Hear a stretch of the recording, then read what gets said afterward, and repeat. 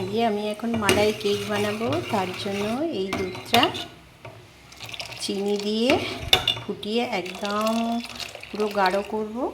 আর এদিকে আমি সুজি, একটু দুধ আর একটু বেকিং সোডার পাউডার দিয়ে গুলে রেখে দিয়েছি। আর এই থালাতে তেল ব্রাশ করে রেখে দিয়েছি। আর এই কড়াই জল গরম করছি, এতে আমি ভাপাতে দেব।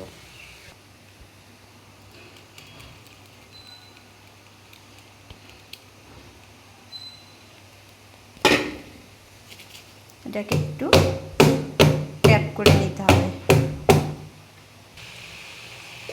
কড়াই বসিয়ে দিয়েছি, আর এটাকে ভালো করে ঢাকা দিয়ে রাখতে হবে। এদিকে এই দুধটা এইভাবে ঘন করে রেখে দিয়েছি। আর এটা 7 মিনিট পর এরকম হয়েছে। আর একটু রাখবো খানিক। এবার এই কাঁটা চামচটা দিয়ে একটু চেক করে নিতে হবে।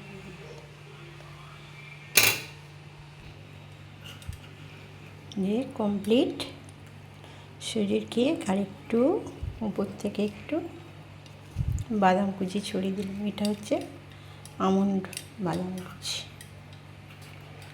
আমন্ড কুচি ছড়িয়ে দিলাম।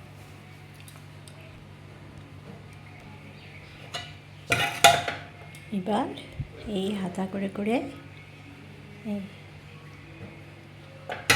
এই দুধটা দিয়ে দেবো। এই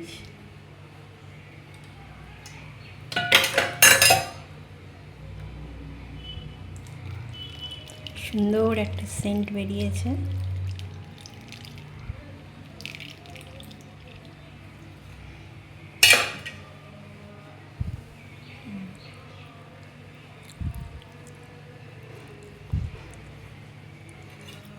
তৈরি হয়ে গেল আমার মালাই কেক।